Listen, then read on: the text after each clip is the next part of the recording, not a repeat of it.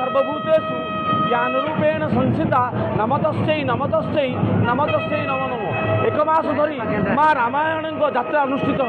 आज माँ आज्ञामाल मिलवा पर एक मास धरी यात्रा चलो। आम बाकी सीधासल कथा माँ आशीर्वाद रही कमिटर सभापति जी अच्छा भाकुर स्वामी सहित आलोचना करिया कौन कहे जेहेतु आज एक मास धरी माँ यात्रा हम आज्ञामाल आज पाइले माँ को पूजा अर्चना कले 2 मिनिट भितर माँ आशीर्वाद मिलला और माँ आशीर्वाद मिले पर कार्यक्रम आरंभ हुए। एक मास धरी यात्रा अनुष्ठित हम केमी देखुं आप आज प्रथम मोर जिलापाल को नमस्कार उपजिलापाल बाबू को हार्दिक नमस्कार। आज माँ अड़प मंडप माँ आडंबर यज्ञ प्रतिष्ठा है। आज माँ परिक्रमा कराला परिक्रमा करी आसी माँ 2 मिनिट मध्य सब खुशी मनरे आज्ञामाल मिलला। आमे सब माँ तंद्रा होकर बाहर माँ बापा माँ घर को आमे बापा माँ होकर झील को धरिकी जाऊँ।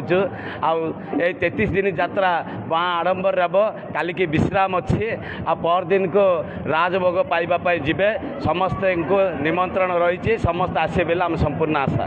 निश्चित भाव में कमिटी तरफ भव्य आयोजन कर कमिटर जो कार्यकर्ता मैंने अच्छा आयोजन कर एक मास धरी माँ यात्रा चलो। आज माँ आज्ञामाल पर आज बहुत खुशी अच्छु माँ आज्ञामाल मिलला बहुत खुशी लगला।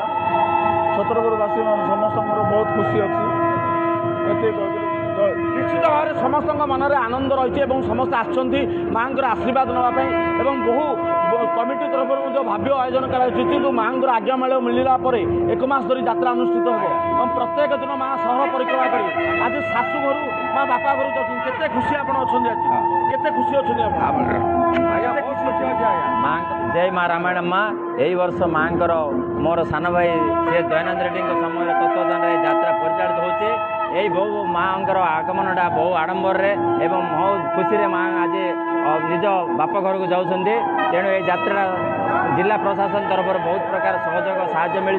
तेणु समस्त छतरपुरवासी समस्ते सुखी शांति एवं सौभाग्यर सहित यात्रा यही 33 दिन व्यापी यात्रा उपभोग करेंगे बोली आम यात्रा कमिटी तरफ समस्त आशा एवं मीडिया भाई मैंने बहुत बहुत धन्यवाद देवी।